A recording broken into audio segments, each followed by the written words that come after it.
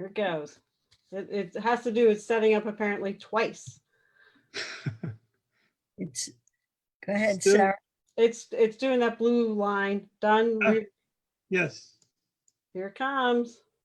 We're live now. Yep. All right, everyone, welcome to the next Facebook Live. We're going to be talking about the brain-computer interfaces, where we are now and where we're heading.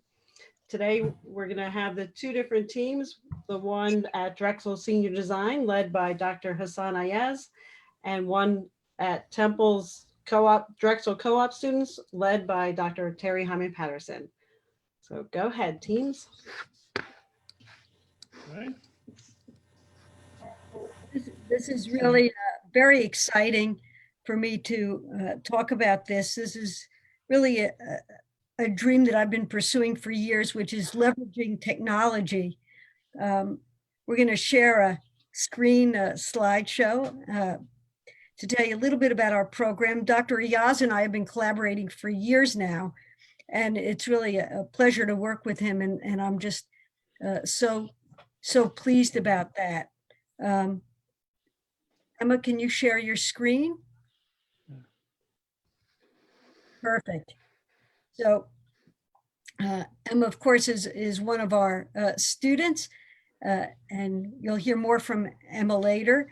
And so next slide. We have been working to really leverage technology for several years, and we have a huge program actually led by Sarah Feldman, who you just heard from, in assistive technology that really is focused on improving the quality of life for people living with ALS.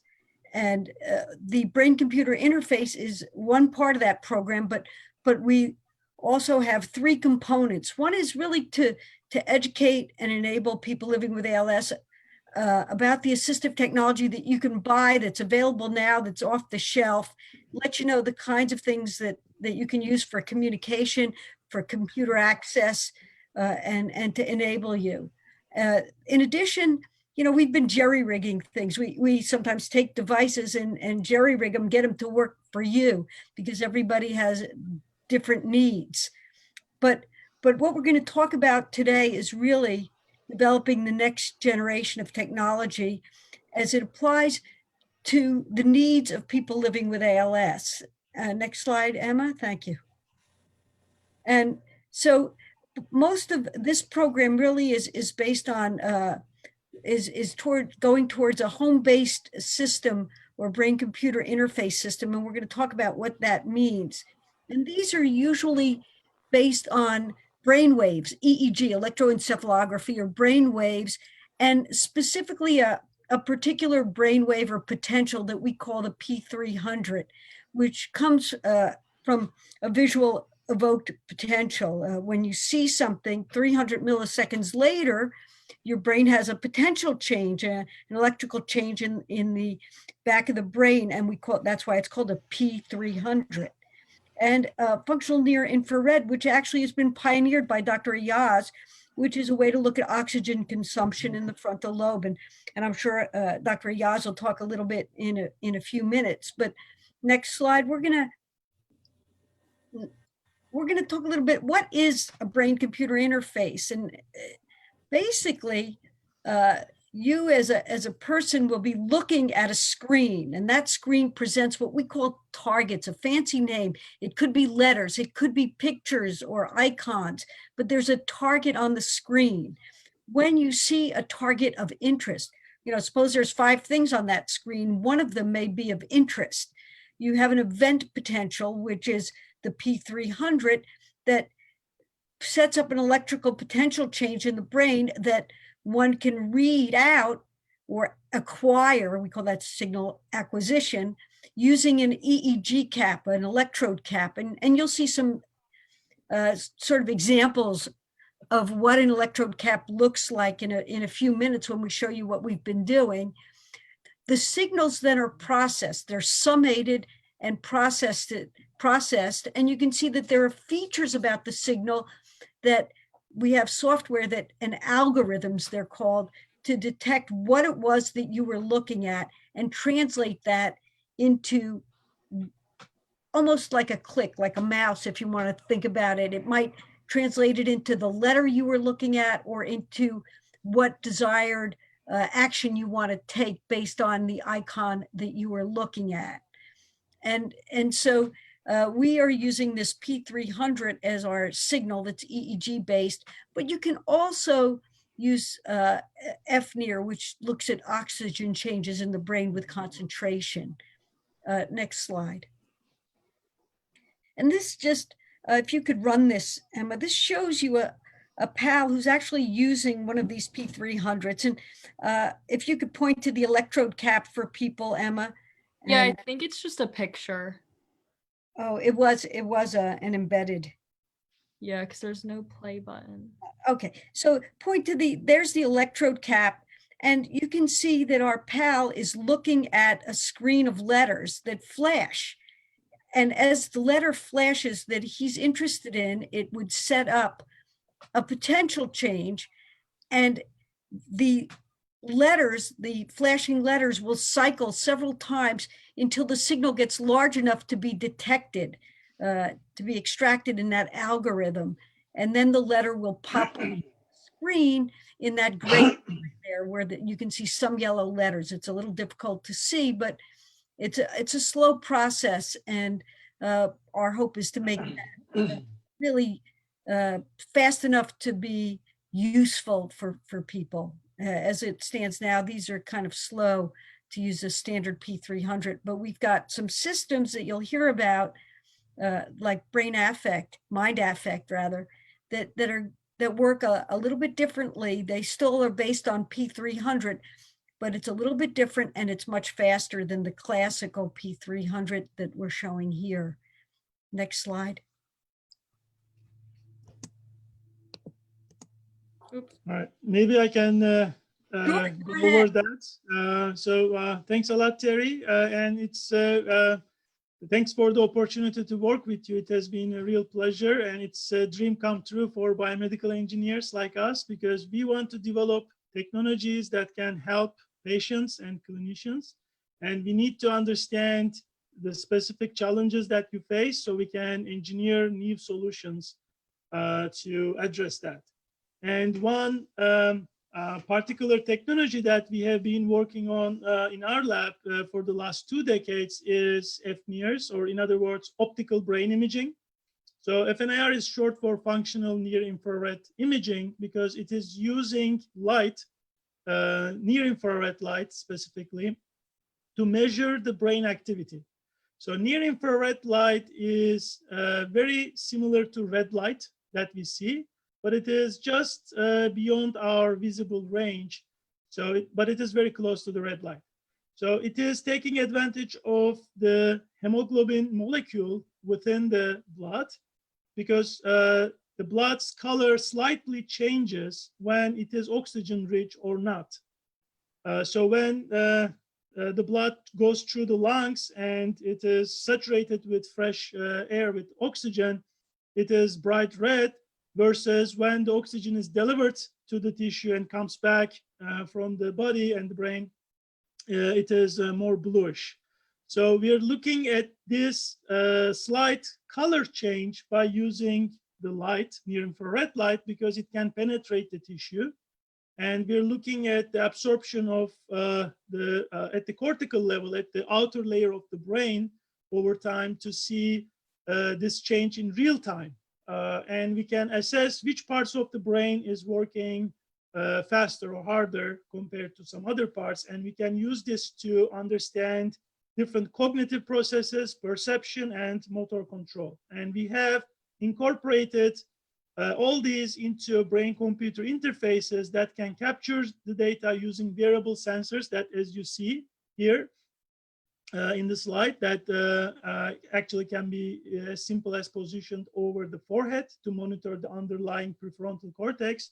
And we can capture the data and analyze this in real time with algorithms that Dr. Ayman Patterson mentioned, to use this to understand certain commands or intent. So next slide, please. So here are some examples of the technology. So we have developed the necessary software and the tools at the lab. So you're seeing some examples of light intensity changes, and then they're converted to oxygenation changes. And we can look at different domains of cognition. Working memory, attention, and decision-making are some examples of higher executive function. So I guess, Terry, you want to continue? Sure. So what are we really doing in our program? Well, we're trying to find commercially available EEG detection systems that are cost effective and make things accessible. And so, and that means that if we design a system that works, the parts will come off the shelf. You can go online and buy them and put them together. And we also want to make it so it's cost effective.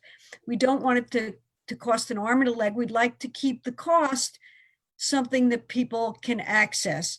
You know, certainly like everything else over time, it'll come down. But at this moment, something between $2,000 and $3,000. And already there's something called the Unicorn, which you can see here, the cap that this girl is wearing. I think that might actually be Emma. Yeah, that's me. and you know, a speller on the computer screen in front of her. This is commercially available. You can buy this right now and use it. And so our co-op team from Temple, who are all Drexel co-ops though, are working on this, and they're going to tell you a little bit about what they're doing with the Unicorn, and also with augmented reality glasses. Next slide.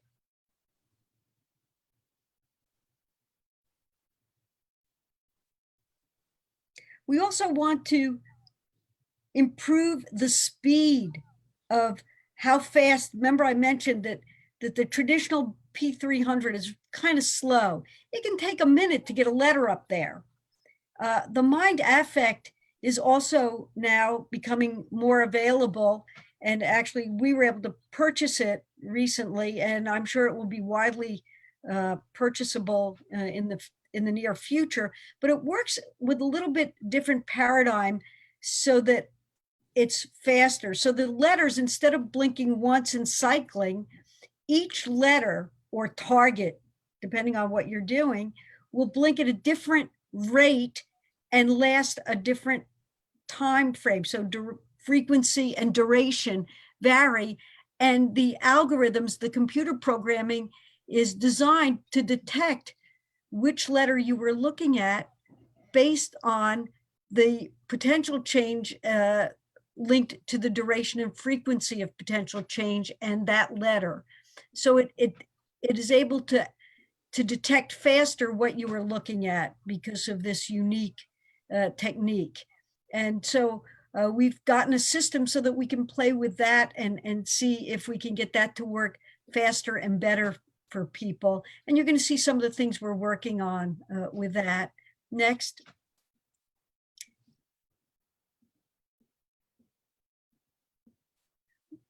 We want to also make sure that this is comfortable. We want to make sure that it's easy to use and you don't have to keep calibrating. And that if with, you know, for people living with ALS, sometimes they get neck weakness, their head drops, they move around. We'd like to get a system where when you move around, it doesn't change the presentation of your targets. And so we've decided to go with something that you would be looking at, augmented reality or virtual reality glasses. And here you can see Mohammed, one of our co-op students, trying to develop the system with augmented reality glasses. And again, Mohammed's going to tell you a little bit about that. Our other co-ops, Zach and Angelo, are also working on these systems, and they'll be part of the discussion later. Next.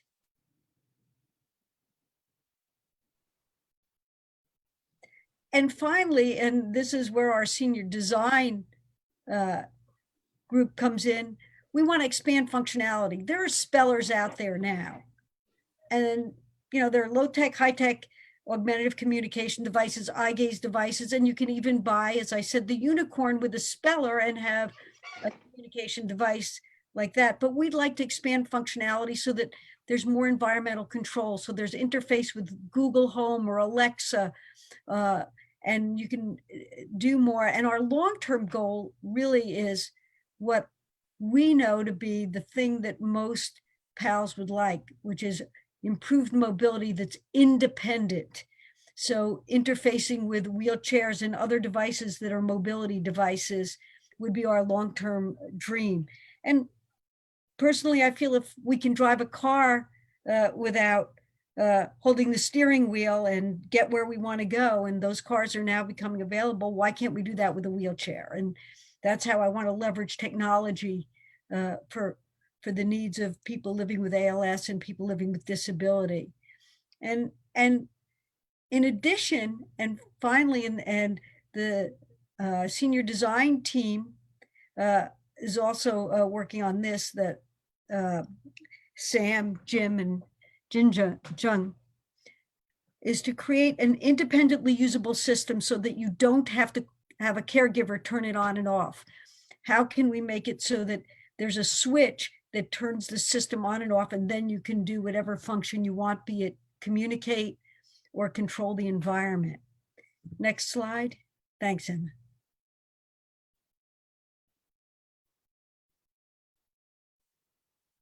So you're going to meet our team, and everybody wave as I call it. Sam, Jim, and Junchin are our Drexel senior design team, and they're on this Zoom Facebook Live, and that's why we did a Zoom. This was a little bit technologically challenging for us, but we thought that way you can see everybody and we can really talk about things. And then our Drexel co-op team at Temple, which is Mohammed, and Mohammed's been working now a year. He's really committed, as has Emma Dryden, and Angelo and Zach are new to the team, but already making contributions. And so we're very excited about that. And so why don't we go ahead, and we're going to turn it over to the co-op team that's sort of working through Temple, but they're really Drexel students. So we have a long history with Drexel, of course, and everybody knows that our ALS Center was at Drexel for more than 20 years, and we moved 3 years ago to Temple. So that's how we have this very long, strong relationship with Drexel and its engineering school. But go ahead. Like this, so everyone can introduce themselves if we want. Yeah, hey everyone. Like Dr. I mentioned, my name is Mohammed Sahel. I'm a third year computer science student at Drexel. I've been involved with research at Temple with Dr. Terry since last year. And yeah, I'm excited to talk about the things we have been doing over the past year. I'm Emma. I'm a biomedical engineering major, and I've also been with Dr. Terry and Sarah since last year. I'm finishing up my third year at Drexel, and this is my second co-op with them. Hi everybody, I'm Angelo. I'm a fourth year biomedical engineering major at Drexel. I'm concentrating in neuroengineering, and I just started out with the team back in April, so I'm looking forward to working with everybody. Hi, hi, I'm Zach. I'm a second year computer engineering student at Drexel, and I as well just started with the team in April, and I'm excited to do more work with them. Cool. Okay. What about that?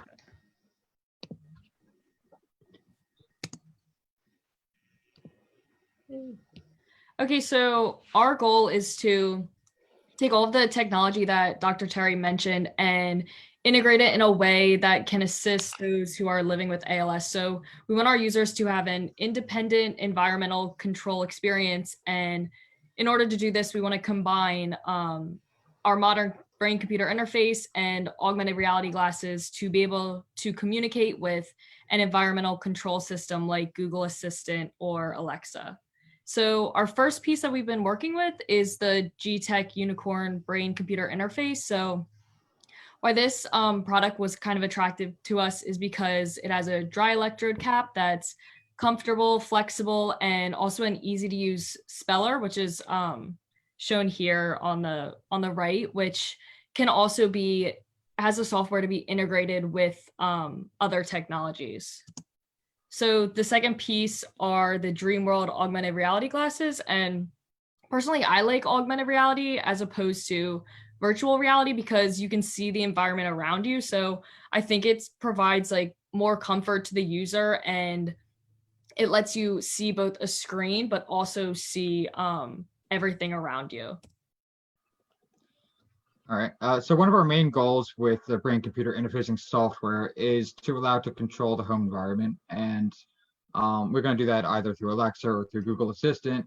Our first attempt was through Alexa, and we would do that by doing text to speech, where the BCI program would convert the text that you type on the screen to speech through a speaker in your room, and Alexa would pick it up that way. The other way would be having Alexa directly send, have the BCI program directly send a signal to Alexa. Emma, if you want to click that link. So this is an example of the BCI program doing text to speech and Alexa picking it up. Alexa, play pub.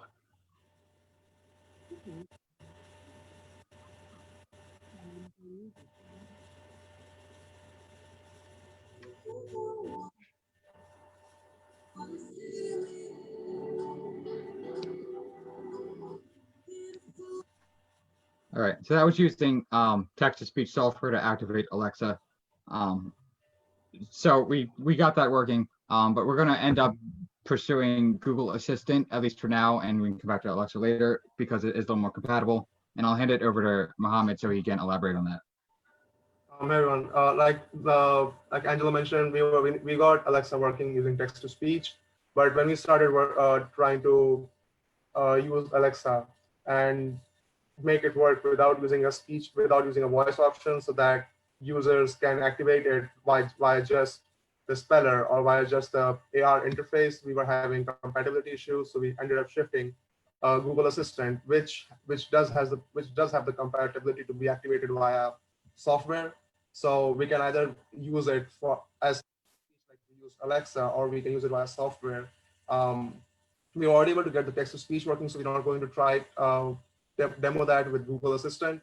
And we're currently working on trying to get the software, the backend working, so that the AR interface can communicate directly with the Google Assistant and give the user the environmental control they want.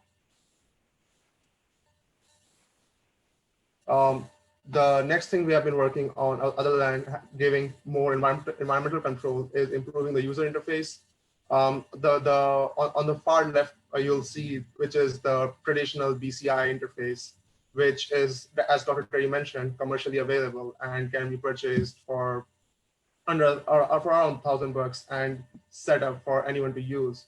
But there are a couple of issues. I'm going to highlight them one by one. First of all, the user has to be in a sitting position or in a position so that the screen is directly in line of sight of the user. This poses some issues, as sitting is not the most comfortable position for everyone. And if the user tries to lie down or change their position, they lose the calibration with the screen, which ends up messing up the accuracy of the whole interface. To remove that calibration issue, we ported the whole interface from a screen display to an AR display, which is the middle, which is how it would look if you look at the middle photo. So it's the same interface, but the only difference is it's being displayed on an AR headset, which the user is wearing on their head. This allows the screen to be always stable with respect to the user's point of view, so that they never lose calibration. But there's another issue. Another issue comes on with this. The screen is too cluttered. There are 26 alphabets and 10 numbers and some other tools as well, which needs to be displayed. All that makes the interface too clunky and too cluttered. And it makes it slower as well, because the user has to spell out each and every letter of the word to spell out whatever they want to, or to spell out the whole command for environmental control. To improve this, we changed and removed the letters and merged them into commonly used commands for a user staying at home for a home environmental control. Some examples are playing the music, calling your caregiver, turning on or off the fan, lights, maybe turning on the TV. So the video we're going to play now is a sample demo of how it would look as an AR interface if you wanted to call your caregiver while using the AR interface.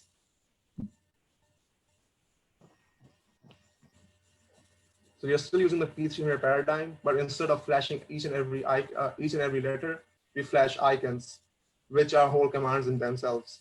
Currently, I want to select the call caregiver, so that icon is selected. And once we have the backend up and running, this should be enough to call your contacts saved as caregiver.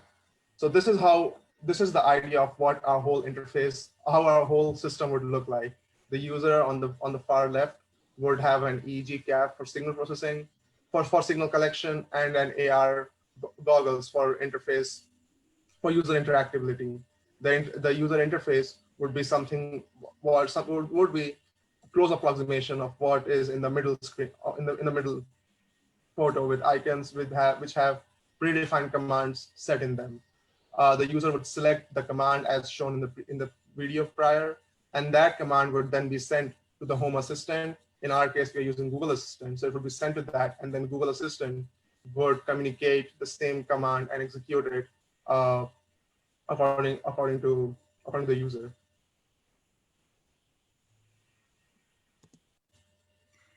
So as Dr. Terry mentioned before, we recently received a Mind Affect kit. And so why this is important is it helps us to plan on where we can go with our system. So on the bottom left here is the clinic's first P300, and it has a full EEG cap, a computer, a screen, all connected. And on the right is Mind Affect system, which has just a headband with electrodes on the back and is a much scaled down system. So what we're hoping to do is take advantage of Mind Affect's small compact setup along with their different software and take advantage of this to make our system smaller and faster. We also hope to possibly create games that can be played with Mind Affect BCI, and also, as Dr. Terry mentioned, attempt to interface brain-computer interface with a power wheelchair. So this is some more pictures of the Mind Affect kit. So on the left, the user is actually using an iPad with an iOS app that is this Mind Affect speller. So Mind Affect offers us simplified parts, a speller that can be performed with an iPad, and we recently received our own kit. So there's lots of pieces that or components that they're offering us that can lead to us improving our system. So the next thing we want to do is reduce the footprint of our system. On the left, you'll see is what we currently have. We have a EEG cap with 8 electrodes which cover your whole head. We have AR goggles for the interface. We have a whole computer for signal processing and powering up the AR goggles. And we have a separate smart assistant, Alexa, Echo Dot, or Google Home Mini, or Google Home for the Home Assistant for environmental control. What we want to do is we want to shrink all that down to something with something what looks like on the right hand side. So on the right hand side, we have shrunk.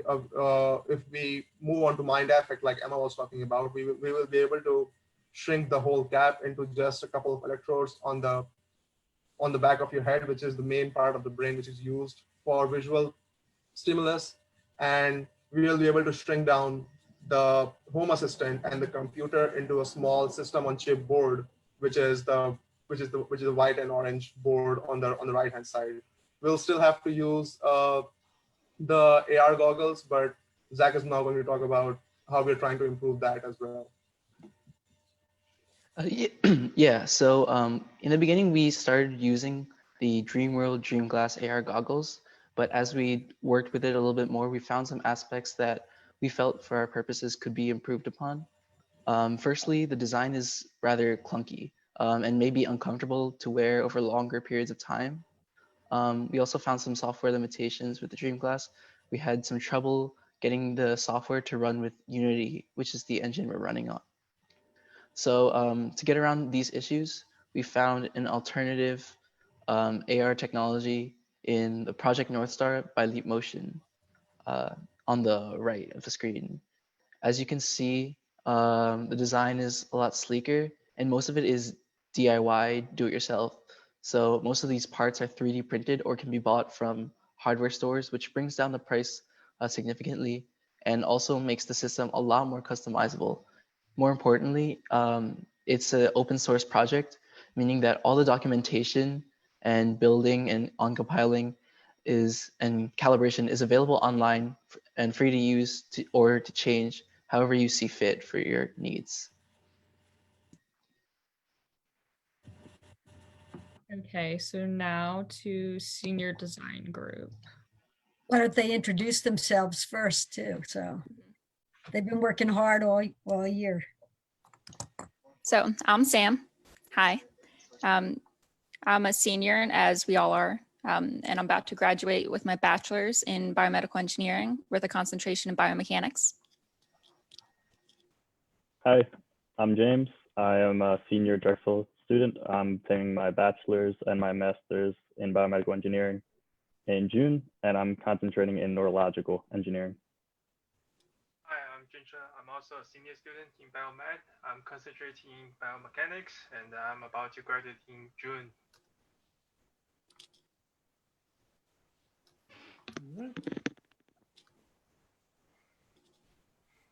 Okay.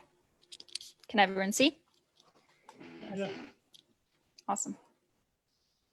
So we're a senior design group. So this is what we're doing to satisfy our requirements for our degree program. We're pursuing the environmental control using brain-computer interface for PALS. It covers a lot of the material that we've already discussed because we're all working very closely together. So what we're trying to address is the issue that ALS prevents people from performing everyday tasks. Current technologies have many limitations. This includes having to be supervised and aided by a caregiver, so people can't actually use the devices independently, even though it does allow for independent communication. Lack of adaptability to individuals. So when you get a system, it's not necessarily easy to manipulate it to whatever you specifically need. And they commonly cause fatigue and eye strain. So a lot of them are very tedious. As Dr. Hyman Patterson was already mentioning, to use our speller system, it can take very long just to choose a single letter, let alone spell out an entire word or a sentence. What we want to do is let late stage PALS regain some control over their surroundings. So what does that look like? So when a caregiver has other responsibilities, such as work or rest or childcare, PALS could find themselves left alone. A device that they could initiate on their own and use to interact with their environment could allow them to regain some autonomy and control. Here's James. He's wearing our device. These three parts are the only thing the user directly interacts with. The independent on-off switch allows the user to start and stop the device. This is very unique, as most other devices require a caregiver to assist the user and start the device, and even for general operation. This switch is very versatile. It's a piezoelectric sensor, which means it measures the movement it senses. When placed on the temple, it can identify when the user blinks intentionally. It's not restricted to that location though. It can also be placed on other parts of the body, such as the jaw or arm, depending on an individual's preference and ability. The AR goggles are a fancy type of display. It allows a normal computer monitor to be replaced with something attached to the user. This ensures that the alignment is always perfect.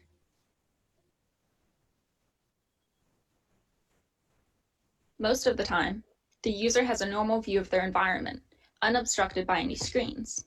It's almost as if they're wearing clear goggles. Once the user starts the device, the display would appear. The user focuses on one option they want to choose, while the display flashes the options randomly. The EEG cap records the brain activity while the device is on. Most of the time, it is normal like this. When the option the user wants is flashed, it's very distinct, like this. This information from the brain is fed into a free software that turns it into a command.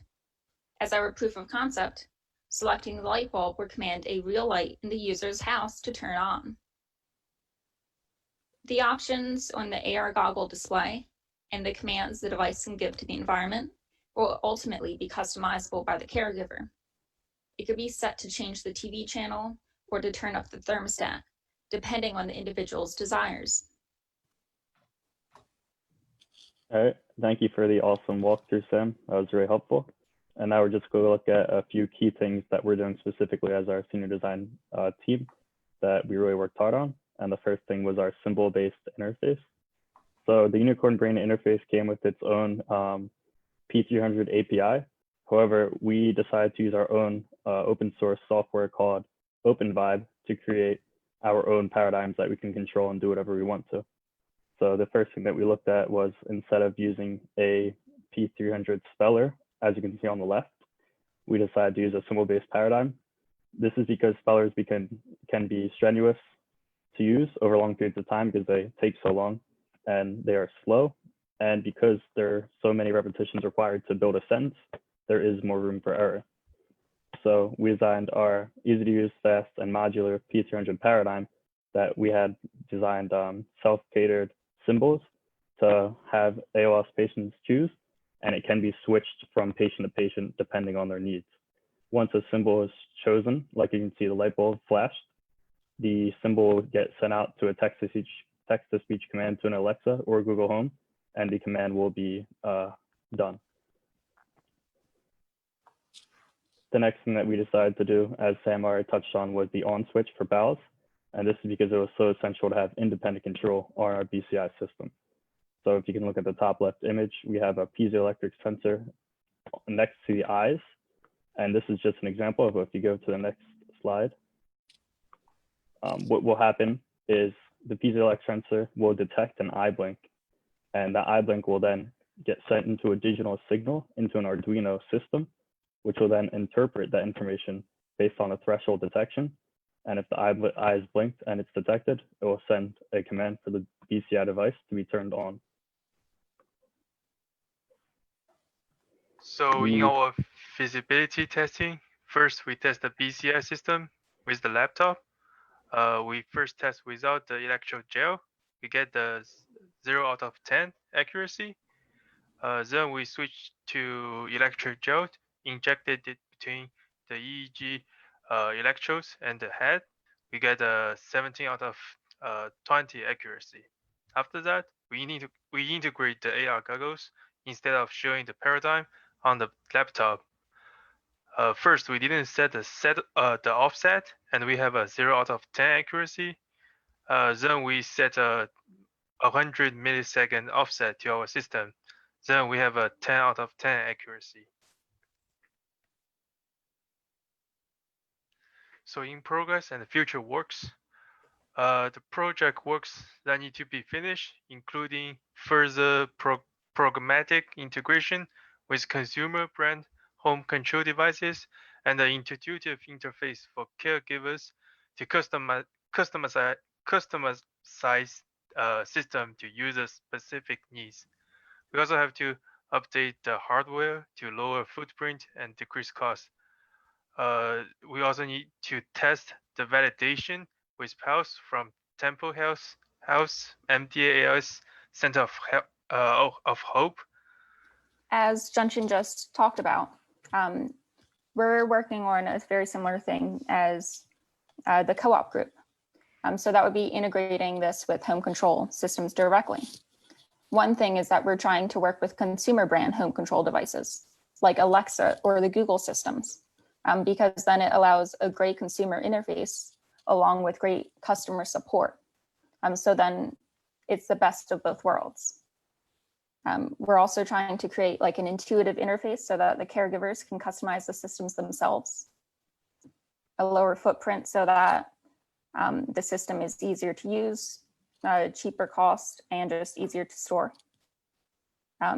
And as Duncan mentioned, we're going to be hopefully doing validation testing once we're allowed back on campus with Dr. Hyman Patterson's MDA ALS Center of Hope at Temple Health. The timeline for our project has been greatly affected by the novel coronavirus. We were expecting to be able to work all of this term on the project, but now we graduate in 4.5 weeks and we haven't been on campus in a little bit. We're still hoping to be able to work on this project and see it through success, even if we graduate sooner than the project finishes. But to ensure that the project does meet success, we're planning a handoff to incoming senior design teams to spearhead the project.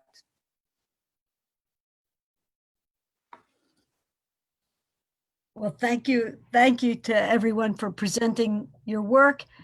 And as you can see, we're working hard despite COVID to get this to the point where we can take it to clinic and start to test and really get some user input. So, you know, for those of you who have listened to this, please let us know what you think might be helpful, what you'd like to see the system be able to do.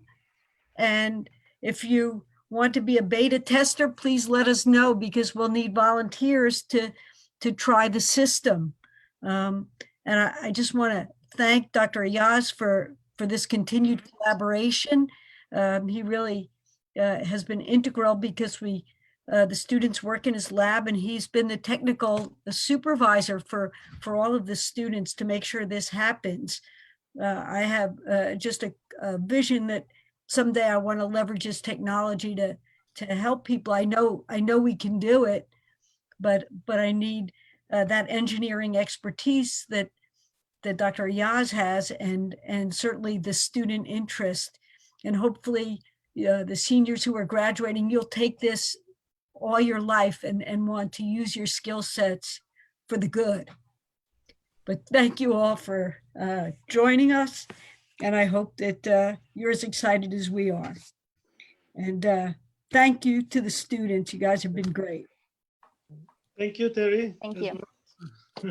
Thank you, everybody. And people are saying congratulations on your graduation. Yeah. Is that the only question we have, Sarah? There actually weren't any questions. It was mostly just, people saying good work and things like that. Well, we're here, and please contact us if you have questions or suggestions. I know Sam of the senior design team had actually wanted to solicit input from people about what you would like. We've done some of that sort of preliminary work also. So input is critical to making this system really do what it's supposed to, which is to help and meet a need for people living with ALS. Thank you. Thank you. All right.